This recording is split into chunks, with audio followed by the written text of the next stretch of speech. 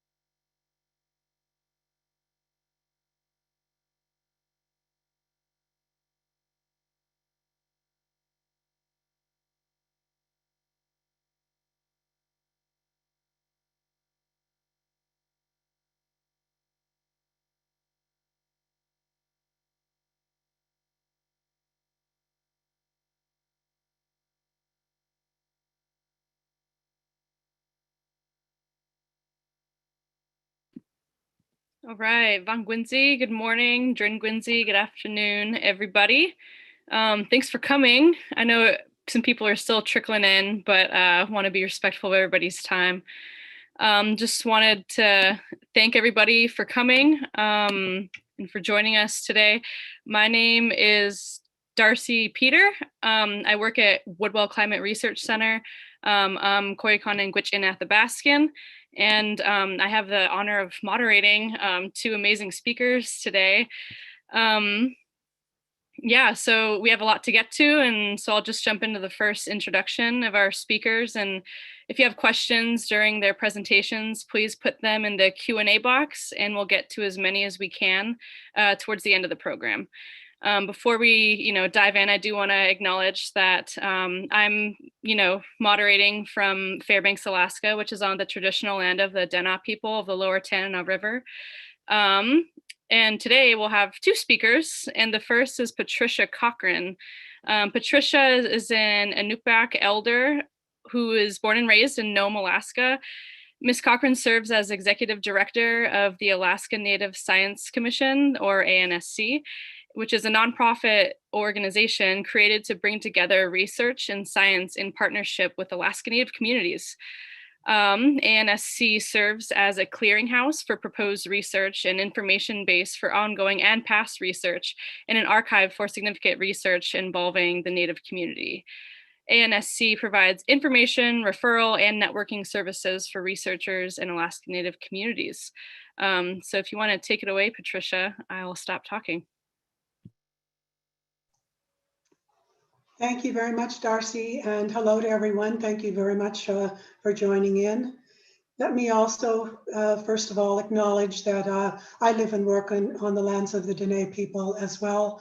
I am located in Anchorage, Alaska, although today I actually happen to be in Phoenix, Arizona, but my hometown and where I live is in Anchorage. I have to begin everything that I do in the way that I was taught in my own community to start all of discussions by, first of all, giving a land acknowledgement by honoring those people whose lands we are all upon, and thanking them for the opportunity to be and work on their lands as well. I also stop and give thanks to the Creator for this beautiful day that has been given to us. I honor all of my ancestors who have come before me and honor my elders who are still with us. So those are the proper protocols that we start with in our communities. I'm going to talk to you today a little bit about myself, about the organization that I belong to and that I've worked with for the last almost 30 years, and for my 70 plus years of life on this planet, and hopefully things that I've learned along the way that might prove helpful to you. If you can, let's go with my first slide, if you would, Matthew. So I am going to talk today about a little bit about the paper that you all have been looking at, the Indigenous frameworks for observing and responding to climate change in Alaska. And obviously that's my forte, that's where I live and work, although I've had the great opportunity to work and live with Indigenous communities around the world. But this is really my home world and what I'm most comfortable with.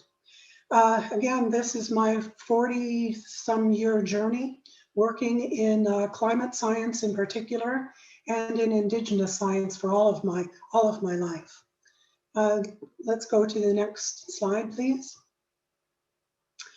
And first of all, I need to tell you a little bit about myself, because that's how we do things. That's how we start everything off, is by knowing who we are and where we come from. So my roots are in Nome, in King Island, and in Wales. And you can see some of the views from my homelands. King Island, that is an interesting photograph of all of these communities that were on stilts on an island in Alaska that was one of the first communities that has actually had to go through relocation quite a long time ago. They had to move to Nome, and this happened because of a closure of school. But one of the things that we all know is going to be happening with communities throughout the world, having to relocate because of climate change. And I'll tell you the reason why I'm personally so dedicated and so concerned about climate change is that picture you see on the right-hand side of the screen, because that's a picture of my hometown in Nome, and that's my brother's house. So you can see this is really personal to me.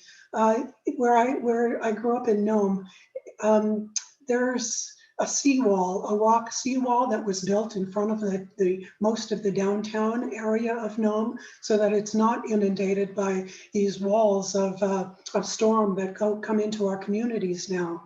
We used to call them 100-year storms. That was early on in my career, quite a long time ago. You know, we quit calling them 100-year storms a long time ago.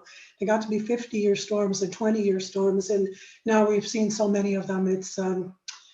Yeah, it's pretty unbelievable. But this, as you can see, is why I'm personally so dedicated to the climate work that I'm involved in. Next slide, please. I'm going to do a very quick 101 because on climate change, I'm not sure what everybody knows about climate change in Alaska, so I'm going to just really briefly go through this, but I do invite you to go to that URL on, it's a YouTube informational that I did sometime last year on an interview with BuzzFeed, and they had asked me to talk about Arctic issues. So if you really want to learn more about things that are happening in the Arctic, please go there. But these are just some of the photographs that I've pulled to give you an idea of the kinds of things that we're seeing in our communities now. First of all, the loss of sea ice and what that is meant for the safety of our communities. You can see hunters that are stranded out on the ice conditions because the sea ice simply is no longer there.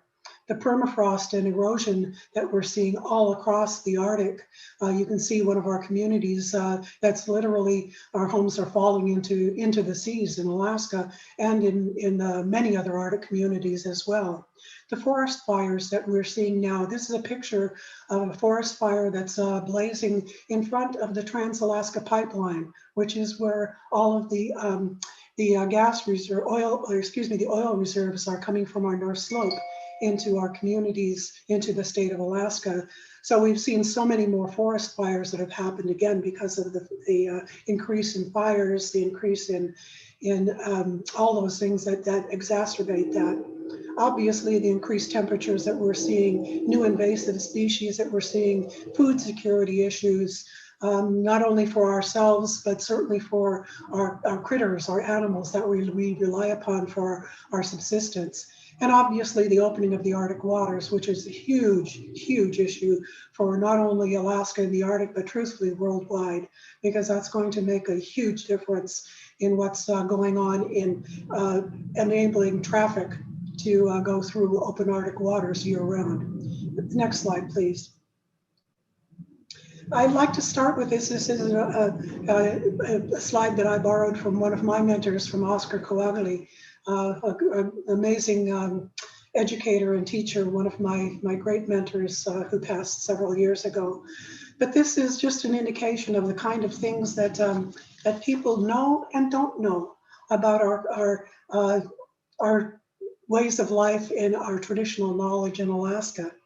It's the tip of the iceberg, what people do see about us, looking at the storytelling, the drumming, the dancing, those kinds of things that you are very visual in our communities. But truthfully, people don't understand what that's built upon, where that comes from. The navigation by the stars that our communities had to do, because that was the only way that they had to get around. So it was pretty amazing to just understand the kind of information that came out of our hunters and other folks who traveled by navigating by the stars. The kayaks and those kinds of things that were built by our communities, being able to use in the waters that we had. We used to call it being able to smell the weather. And I remember learning this skill as a young person, weather forecasting, that you actually learn how to do those kinds of things. The amazing things that we look at in our traditional medicine, the willow bark that we use now, which is basically what aspirin is now. The women's house that I grew up in, those are the kinds of things that are taught to young women and men. So those are just a few of the very many things that I'd like people to understand from our cultures and what's important to us. Next one, please. These are native ways of knowing, and truthfully, multiple ways of knowing. We all need to come to this understanding that there are multiple ways of knowing, and we have to really understand and accept all of them. These are just some of the ways that our native ways of knowing do contribute to the qualitative understanding of the ecosystem, how cultures are sustained in changing and extreme environments, how we access our subsistence foods, because that's a knowledge that you really need to know, and something that requires many, many millennia of information. Our daily and seasonal weather patterns, sustainable food harvesting strategies, wildlife biology, how to adapt to climatic change. You know, our communities have been around for thousands of years. And there's a reason that we've been able to survive in the harshest of climates, in the most difficult of situations. And that's really because of our adaptability, our information that comes from ancestral knowledge. Looking at complex international or natural relationships, abnormal phenomena, qualitative historical knowledge, and information of the natural world. I'm going to talk a little bit more about that a little later on, about our native worldview and what that means. So let's go to the next slide. These are just some of the benefits and products that come out of the understanding and use of our ways of knowing, because we truthfully can help to determine if the changes that we are seeing are local, if they're regional, if they're ecosystem-wide. We are the first observers of what's going on in the land, and the ones who really can help bring that information to the table. We can also help to identify the emergent trends at the very outset, because we are the ones who are living on the land everywhere. For instance, the melting of the ice cellars was one of the very first indications of climate change. And that was like 40 years ago in my history, where people in our community started talking about the ice cellars being melting. And that's where we would store our foods. Ice cellars were very important to us. When they started melting, that was really telling us that something critical was happening to our environment. That's just one of many, many emergent trends that we have been able to identify. We also can help in developing hypotheses for marine species. For instance, in Utqiagvik, formerly known as Barrow, some of the best science came out of the whalers, the people there who knew what was going on with those and proved to science that their information was truly helpful. That our communities become active partners and participants. That we provide ground truthing to science and data gathering, that we bring researchers and students together with our local elders so that they're able to use that information and actually are able to provide science and information that's relevant to the communities. We of course want these things to be adopted in other areas beyond the Arctic as well, and to bring more organizations to be involved in research and science. These are just some of the benefits and products that come from native ways of knowing. Next slide. So why do we need all of this? You know, what I'm talking about isn't just the article that I know that you've all looked at, but why did we need to write that article? Why, what precipitated that? Why was it so important for us to be talking about these issues? So these are just some of the questions that come to my mind all of the time. Why has so much research produced so few solutions? And I think we probably all, as researchers, wonder about that every day. And my most heart-rendering question is, why are we asking the same questions that we asked 40 or 50 years ago? Why aren't we there yet? What are we not doing? What are we not getting? We really need to consider that and figure out where it is we're going and what we're not doing right. I'll talk a little bit more about a history of violations of trust as we go further. But obviously, we do know that Indigenous ways of knowing have always been marginalized by scientific and academic communities. And my friend Linda Smith, as a Maori researcher, said that academic knowledge is organized according to disciplines and fields of knowledge that are grounded in Western ways of knowing and are therefore inherently culturally insensitive. Western research simply interprets Indigenous knowledge from a Western framework, effectively distorting reality. And I hope that we'll get some questions that'll come later and I can answer a little bit more about that. Next, please. These are some of the challenges to the use and the application of traditional knowledge because people, again, don't know how to use that information, don't know how to access it and how to use it. Scientific community and others don't know, understand, and use traditional knowledge and call it anecdotal. That's a word that really became just infuriating to me as a researcher. And I did try to do a lot of things that we could, including starting the first ever traditional knowledge database, a searchable online database of traditional knowledge.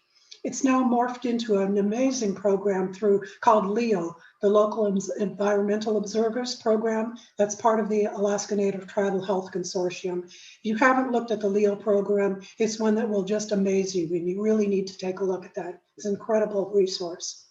But Alaska Natives can serve as advisors, but rarely as research partners.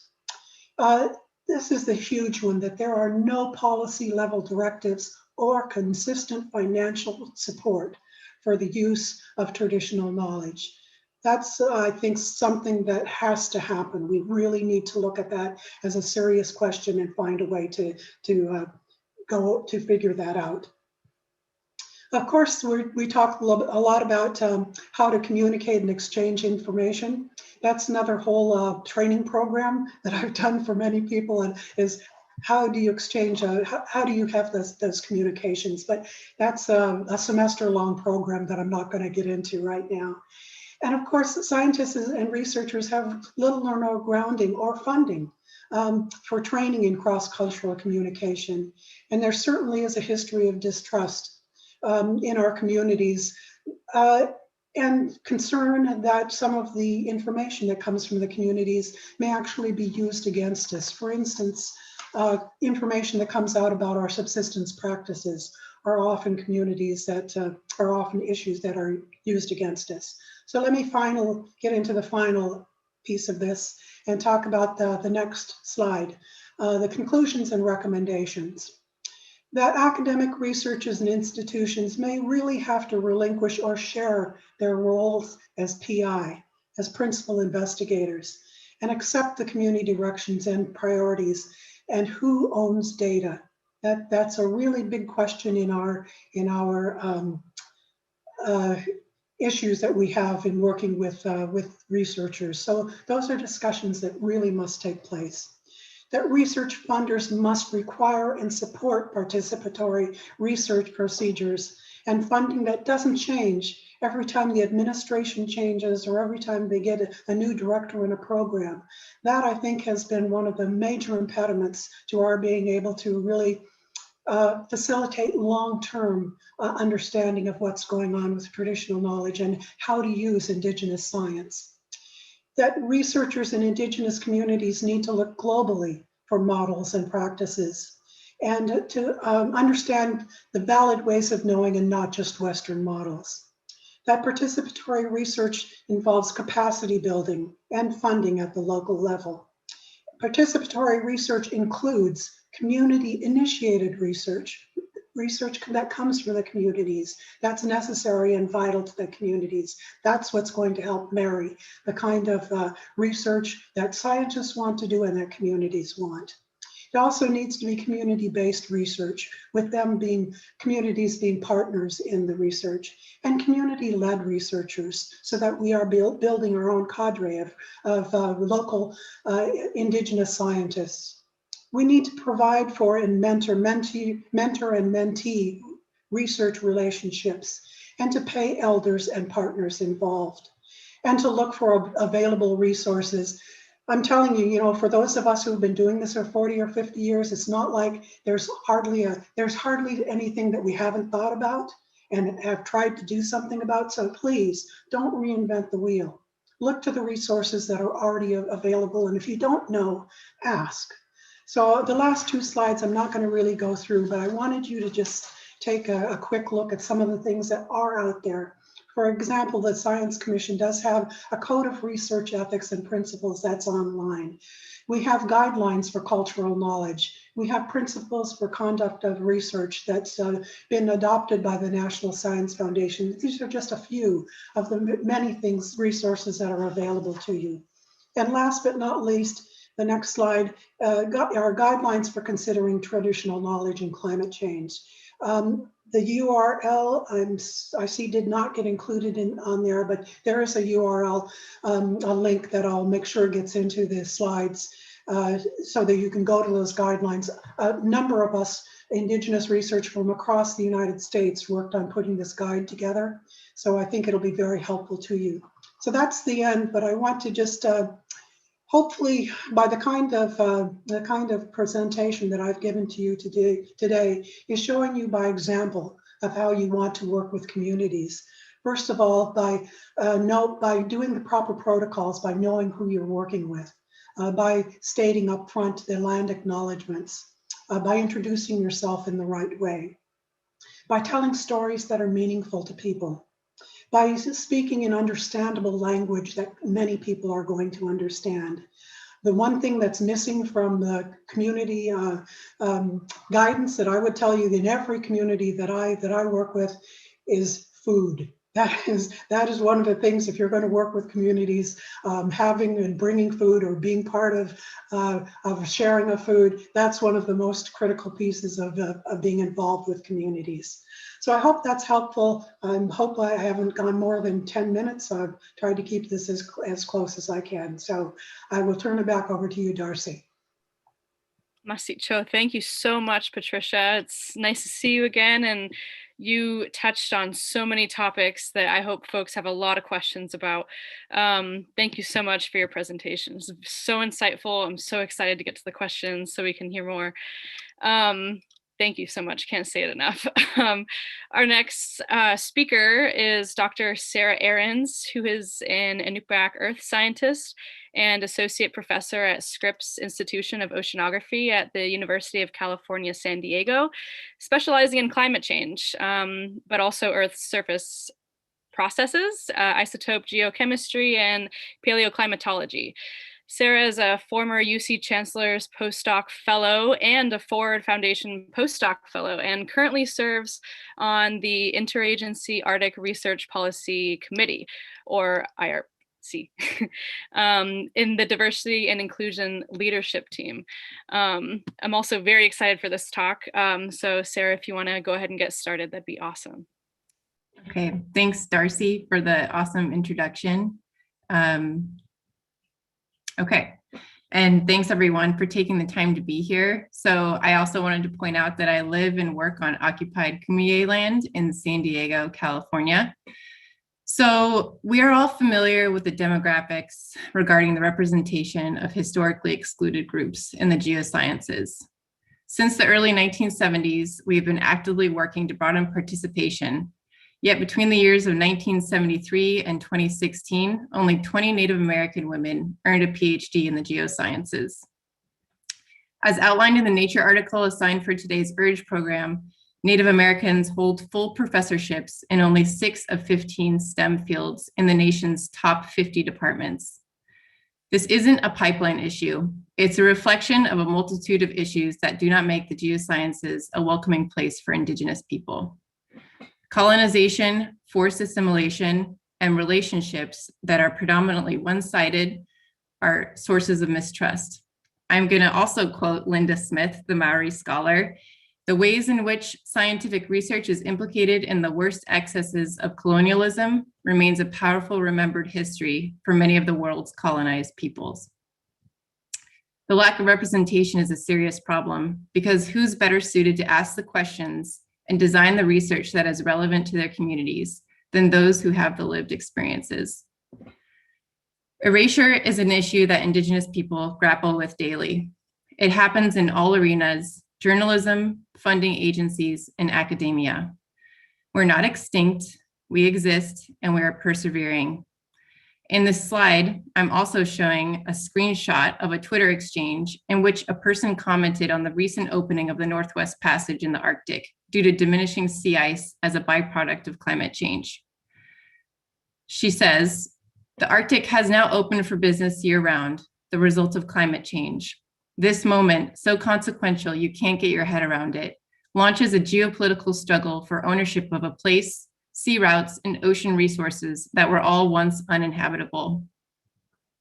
In less than 280 characters, this person has completely erased the present of all Arctic Indigenous peoples who have been surviving, adapting, and thriving in the harsh environment of the Arctic since time immemorial.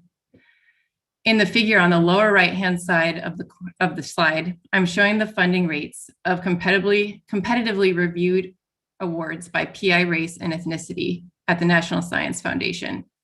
Native American and Alaska Native people are missing from this figure and are instead lumped in as multiracial. One may point out that there just simply isn't enough Native American and Alaska Native people to be statistically significant, but does that mean that we should completely exclude them from this figure? Perhaps the question we should be asking ourselves is, why is the representation and funding rate so low? One theme that was evident in the Nature article and in my conversations with other Indigenous geoscientists is that our presence at institutions is a testament to our resilience and resistance of the status quo. Next slide, please. I really valued the perspectives and the experiences shared by the 4 Indigenous scientists that were interviewed for this Nature article. And I've summarized some of the key takeaways from it, and also some takeaways from my conversations with other Indigenous scientists below. When approaching your Indigenous colleagues, there are several key points to remember.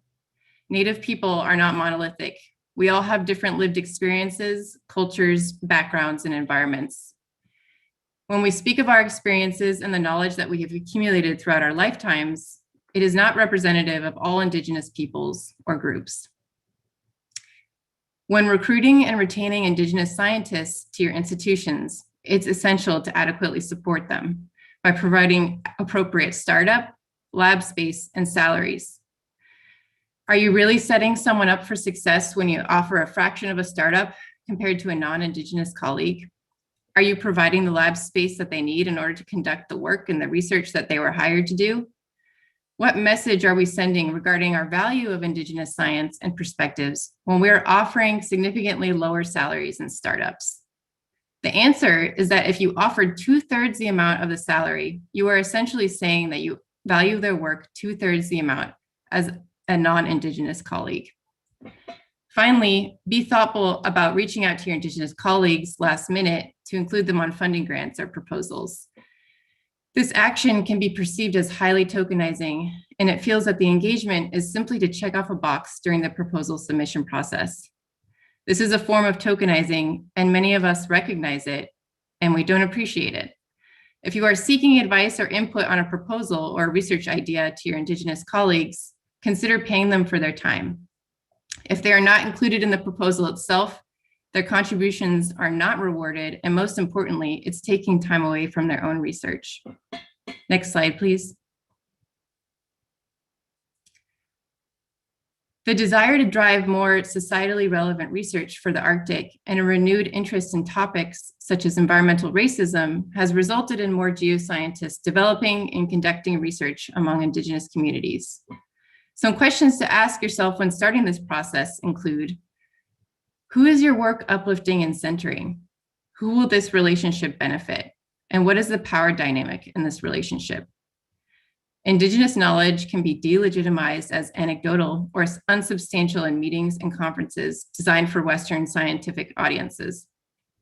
Recommendations for addressing this issue include increasing the negotiation power of Indigenous people, employing Indigenous people as experts in working groups, and soliciting the voice of Indigenous people. When you are engaging with and taking up their time and benefiting from their knowledge, pay them for their time. This is something that Patricia brought up, and I will continue to reiterate. Also, remember that the question you may be asking could have already been answered by this community.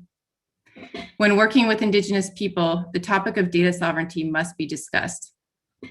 In Patricia Cochran's guidelines for working with Indigenous communities, the data produced during knowledge co-production belongs to the communities, and the work cannot be published or disseminated without prior approval.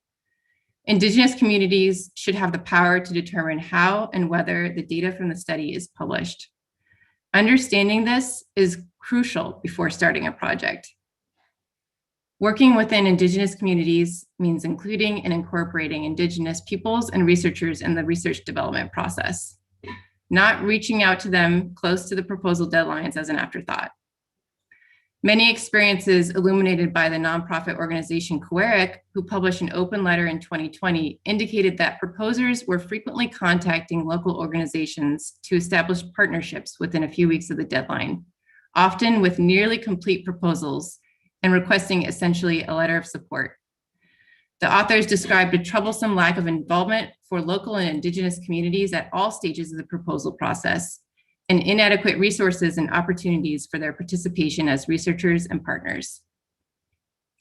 A main takeaway point was that in overcoming mistrust, long-term relationship building is critical. Many examples of bridging Western science and Indigenous knowledge exchange are those that are mutually beneficial. People are ultimately driven by different goals and outcomes, and to prevent a relationship that is predominantly one-sided or extractive, it's essential to continue asking the question throughout the research process. Is this work mutually beneficial? And finally, I'm going to reiterate again that you should pay people for their time and offer to include Indigenous partners as co-authors on publications. If you are scheduling a conference, a meeting, or a get-together, include funding for travel and per diem in your proposals. It's also possible to include honorariums as well. Next slide, please. There are many articles, guidelines, and best practices that have been published regarding knowledge, co-production of knowledge, including some outlined by Patricia Cochran earlier. I'm also showing a graphic here on the slide produced by Carolina Bay of the Inuit Circumpolar Council, Rachel Daniel of Pew Charitable Trust, and Julie Raymond Yakubian of COERIC that illustrates how co-production of knowledge is really best approached through a process of equity, trust, and relationship building, to name a few. Before entering or approaching communities to begin the research project, it's essential to understand as much as possible about Indigenous perspectives and the history of colonization that occurred there, along with its lingering impacts. It is not the responsibility of Indigenous people to educate you about this history, and in many cases, it can be really emotionally draining. Talk to and form meaningful relationships with communities. Don't reach out 2 weeks before a proposal deadline, and try to give as much advance notice as possible when you're seeking to establish collaborations. If you don't hear back after reaching out, you should respect their time and bandwidth. More questions to ask yourself when embarking on research projects that occur in Indigenous communities or impact Indigenous people. Do you have the permission to conduct this research? What is the intention with the data, and has this been discussed yet? Are you adequately valuing and compensating the time of participants who are aiding in this research? Next slide, please. Here I'm highlighting the work of Dr. Dominique David Chavez. Her article, A Global Assessment of Community Engagement in Climate Research. Here she has examined a range of global climate research that has intersected with Indigenous communities and classified their level of community participation, ranging from contractual, where community members are engaged to perform tasks and the researchers are making all the decisions, all the way to the other side of the spectrum, to Indigenous approaches, where the research process itself is centered in Indigenous value systems. There is a historical context, and community members have authority of the research process.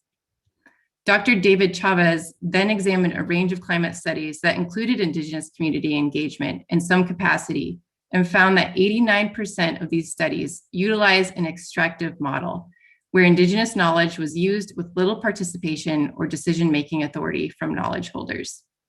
Next slide, please.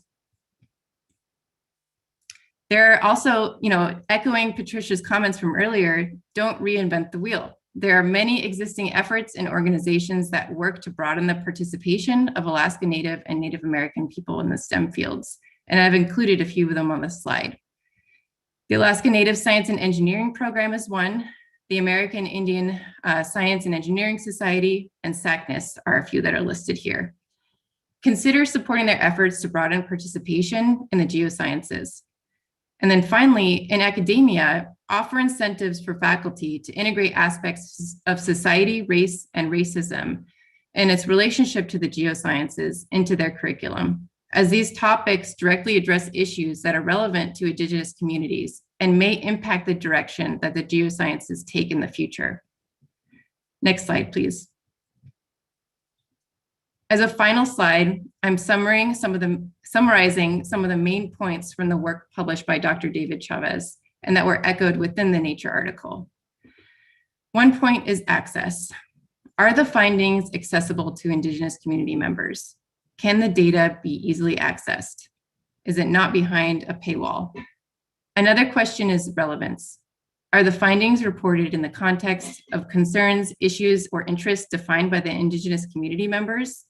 Is the work beneficial to the community? Credit. How are Indigenous community members credited for their knowledge, contributions, and efforts? Is there acknowledgement, payment, co-authorship? Ethics. Did the study report ethical guidelines followed, such as free, prior, and informed consent? Cause no harm. Did the study address intellectual property rights or risks for Indigenous communities? Outputs. Did the study report any outputs or outcomes for the Indigenous community?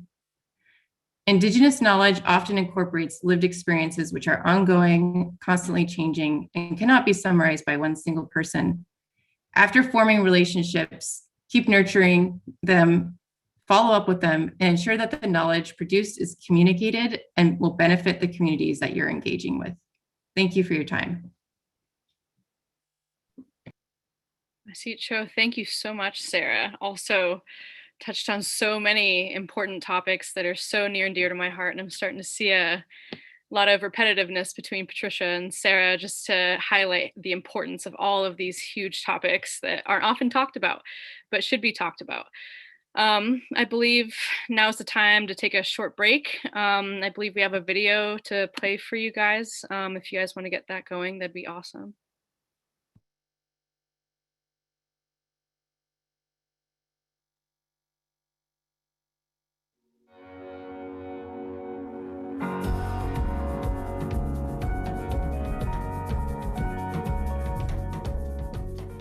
Hi, my name is Isabel Rivera Collazo. I am Boricua from Puerto Rico. Today I have the privilege to be able to reach out to you directly from my homeland in Boriquén, the largest island of the archipelago of Puerto Rico. I acknowledge that Boriquén and this area is the ancestral homeland of the Taino people. I am a geoarchaeologist. I use the geosciences to understand how climate change has impacted our islands and our coastal communities in the deep past, the present, and the future. As a geoarchaeologist and an environmental archaeologist, I work specifically on habitat security and food security. For me, it's an honor, it's a pleasure, it's a deep privilege to be able to listen to my elders, to support my community leaders, to support my educator and activist friends that are striving to make a change, that are investing their time and effort to make our communities better. I wish that people working with communities would understand the importance of respecting and acknowledging local knowledges, local histories, the depth and the richness that our experiences and our knowledge on our land has over who we are, over the challenges that we are facing, over our possibilities of adaptation and mitigation, in particular to climate change and climate risks. I also believe that it's strongly important that we work in partnership with communities, collaborating with them, helping them find and solve problems that they have already worked with, that they have histories of resistance, that they have histories of trying to solve. Research is like an investment, and we should build partnership with our communities. We should not work for extracting knowledge. One of the first steps of working towards that is learning the language. Another important step is to use the correct words, the correct terms that the community would like us to use, and respect their ownership over their knowledge and their data. Another important step also is to use land acknowledgements to recognize the role that academia has had over local communities, not just on the sites where we work, but also on the lands that we inhabit as academics. Another important point that we should strive to consider is how do we support the younger generation and support local community students, local community youth to continue developing and helping their own communities. We can make a difference.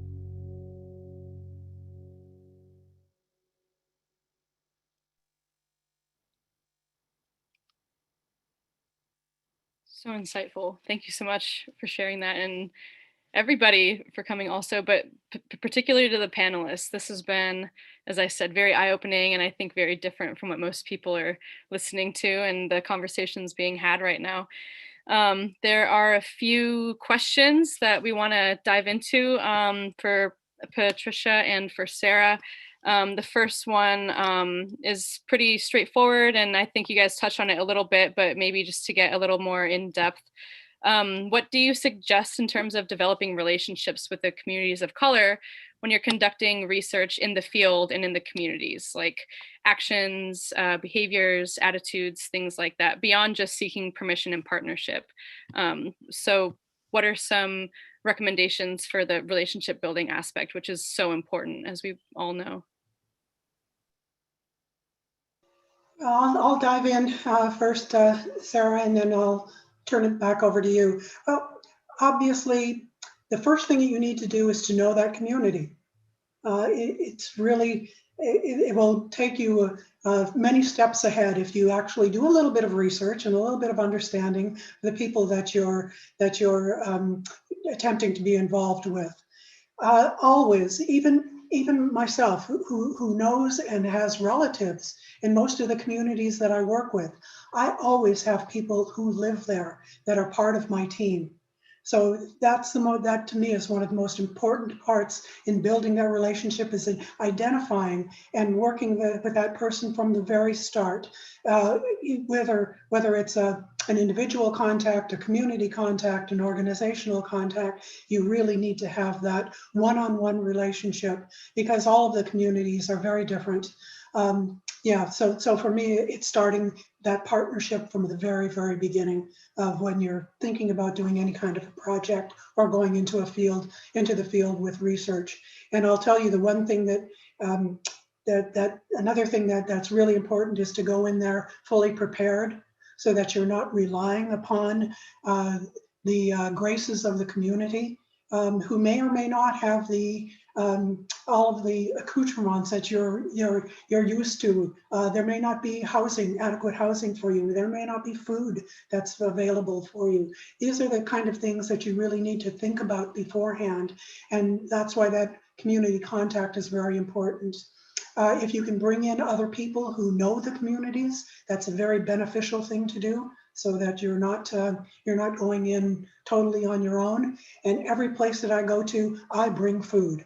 The one thing that I have found that will open up people's hearts better than anything else, boy, if you can surprise somebody with strawberries, in the middle of winter or something, that will really make a big difference.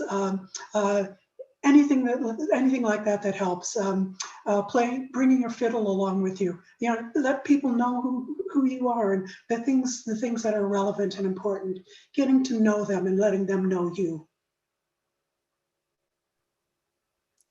I'll just tack on a few comments to that. So yeah, I think in terms of, entering into this relationship building with communities of color or conducting research in the field among these communities, I think one important thing is for people to kind of examine their positionality. So the social and political context that kind of describes your identity in terms of race and class and gender and sexuality and your ability status. So, those aspects of your identity can, can influence or may bias the approach that you're taking or your understanding of the outlook of the community that you're entering into. So, being aware of that, and then, trying to understand the power dynamic or power differentials that may be at play, entering into relationships with the understanding that everyone is driven by different goals and outcomes, and the most equitable relationships, in my experience, tend to be the ones in which there's mutual benefit. Approaching community members with respect and kindness, just as Patricia mentioned earlier, that's essential. And then also, I said this during the presentation, but it's also important to recognize that some communities may not want to collaborate with scientific researchers or institutions, and that's okay. There may be a variety of reasons for that, ranging from they don't have the time or the bandwidth, or maybe they just are not interested.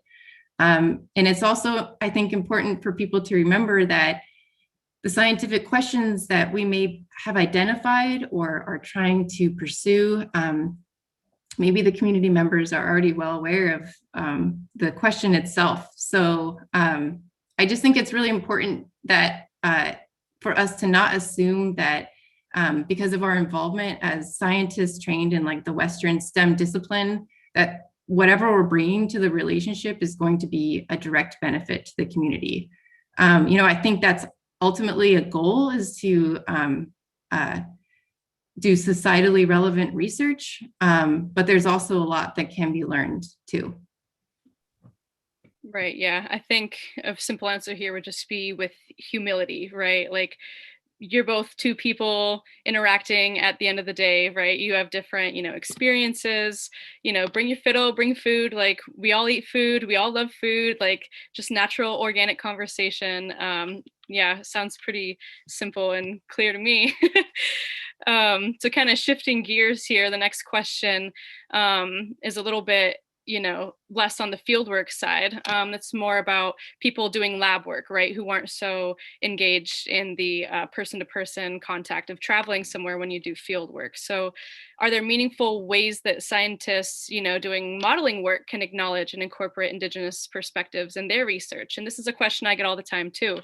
And it's really something to think about, right? Because we, live on the land and we interact with these people, and it's really just two people, building a relationship. But I can see the disconnect between how hard that can be, and why is it important to include individual voices and community knowledge in your research and not just data and numbers? So kind of two questions here.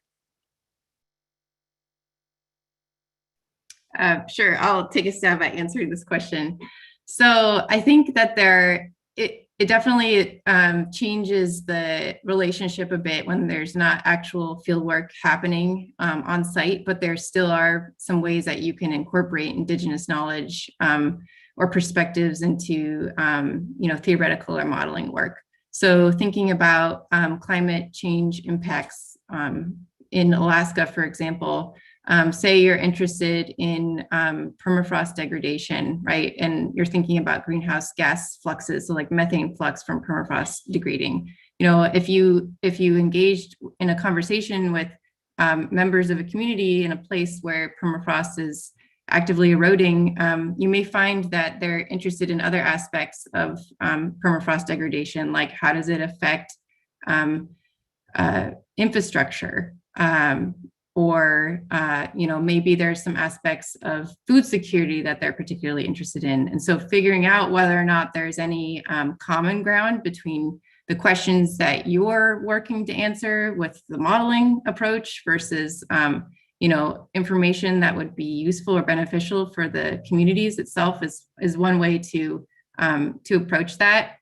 I think also, if you want to make, if you wanted to kind of gauge the, impacts of a particular process on downstream ecosystems, I think that there's a lot of examples that Indigenous communities or people could give you in terms of things that they've recognized in their experiences. So I think, kind of engaging in conversations with people is like one way to start that whole process, and thinking about information dissemination. That's a really good topic to bring up too. I think, we mostly in academia, we publish our research in, peer-reviewed articles that are often hidden behind paywalls, and they're not really broadly accessible to communities. And I think, trying to make your research as broadly accessible as possible. So including aspects of your research on your website, if you have one, going to conferences that are outside of your regular realm. So thinking outside of like AGU and GSA and Goldschmidt, for example, thinking about the Alaska Federation for Natives, it's like one thing I can think of. So thinking outside of the box a bit in terms of trying to disseminate the knowledge that you have, and then also trying to reach as broad of an audience as possible. Just a couple of quick things that I'd add to that, and thanks, Sarah, that covered a lot of it. I would mostly say use the resources that are out there, and if you don't know them, get to know them.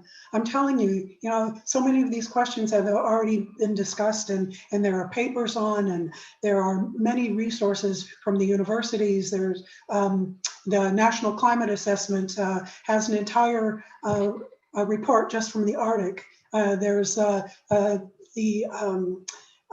Arctic Research Center at the University of Alaska Fairbanks. There's the Alaska Native Tribal Health Consortium.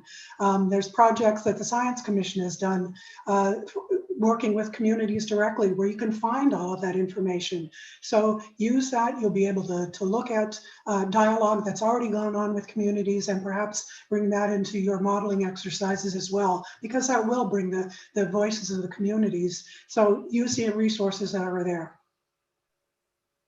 Yeah, thank you. And there are a lot of them. You guys brought up so many of them. I'm so excited to dive into it after this, right? Thank you so much. And in both of your presentations, you mentioned the youth, right? And how important and vital they are to, like, in terms of the researchers, but also in Indigenous youth. So do either of you, both of you, have any recommendations for effective ways to engage Indigenous students to bring more Indigenous people into the STEM field? If I can start on that, number one, let me just tell you that in the place that I am in my own life right now, I personally do not do any lectures or presentations at all anymore if it does not include one of my students or mentees. I just don't do it anymore. So if people want me, they're going to get my students along with that. So that's one of the ways that I know that I can personally help to bring that. I've also through the Science Commission, I've had student interns for eons that we've helped to build that whole cadre of scientists and communities. But I'll tell you truthfully, one of the things that concerns me the most is that we don't have, in many of the things that I still work on, we don't have the young people sitting at the table with us. That bothers me a lot, and in everything that I do. For instance, I'm working with Robert Wood Johnson on a project now, and I have yet to bring in one of my students to sit at the same table that I do. And so having organizations, foundations recognize the importance of having young people and their voices represented at the table is really critical. So I try to do that from my status now to make sure that they're included. And I'm sure Sarah has some other great ideas as well. Yeah, I'll just quickly throw in there. So I had a few resources on the slide that were listed. So the ones that I'm familiar with are the Alaska Native Science and Engineering Program, which is a kind of multi-educational level mentoring program that begins in middle school and goes all the way through graduate school. And they have opportunities for geoscientists to speak to summer school students. And so that's like, in the age of Zoom right now, that's a really easy thing for people to participate in. You don't have to travel all the way up to Anchorage, Alaska, even though it's a really wonderful place to visit in the summer. Engaging with them, there's opportunities for having student interns. So all of the Alaska Native Science and Engineering Program students are required as undergraduates to do paid internships. And so, if you have an opportunity for a student to conduct research, a paid research opportunity in your lab, that's one possibility. Spending time going to the American Indian Science and Engineering Society conference, or SACNAS. There's scientific sessions that take place. And so I've been to a few where I've met a lot of promising up and coming Native American and Alaska Native geoscientists. It's a great way to meet new people and kind of get outside of the regular geoscience conference rotation. So yeah, those are a few of the things that I can think of right away. Awesome, thank you. Yeah, and I love that approach, right? I think inherently Indigenous people are very community driven, right? So we're not very competitive when like the youth are, it's not threatening. We're very uplifting in how we engage with each other, and we want to offer them the same opportunities that we have, right? So I think it's awesome what both of you are doing, and your viewpoints on how to include youth and like who you interact with. It's awesome. Thank you. Last question, I think, for everybody is, do you have any advice for how scientists can work with Indigenous communities when the project is short term? So not so much of a long-term project or a long-term goal or long-term funding, but something that's a little bit shorter.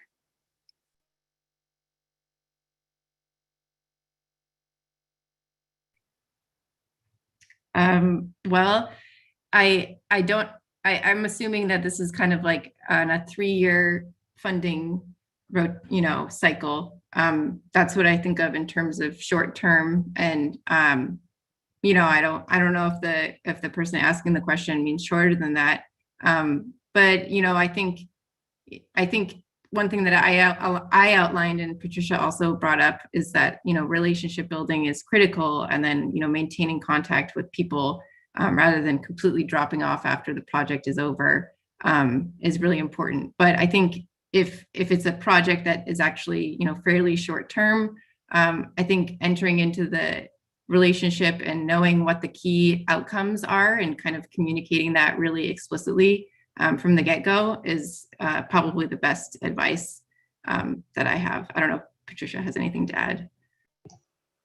Well, I'd just say that, I don't think anything changes in the way that you approach the communities. That's just the best way that you have, is knowing the people there, getting to have somebody that you can communicate directly with. And to be quite honest with you, some of the communities I'm sure would much rather have you be there for a very short period of time than a longer period of time. So not to worry so much. Right. Yeah, fair enough. Yeah, thank you both so much. I think that, one thing, just in my perspective, that we can do, right, to be more inclusive and increase visibility and show respect. And I think all of us did it, right, is to just have a land acknowledgement. To me, that's like very easy, something like first step that you can do to start that conversation and really present yourself as an ally, right?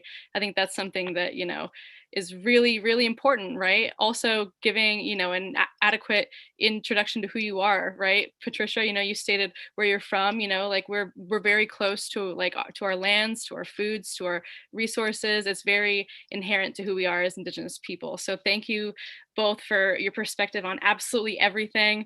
I'll definitely be diving into the resources so much, just in my own line of work. So thank you both for coming, and so much for all of your insight and perspective, and for your time also. I really appreciate it.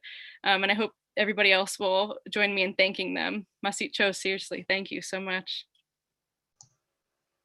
Thank you all. Bye, thank you. Thanks. Thank you so much.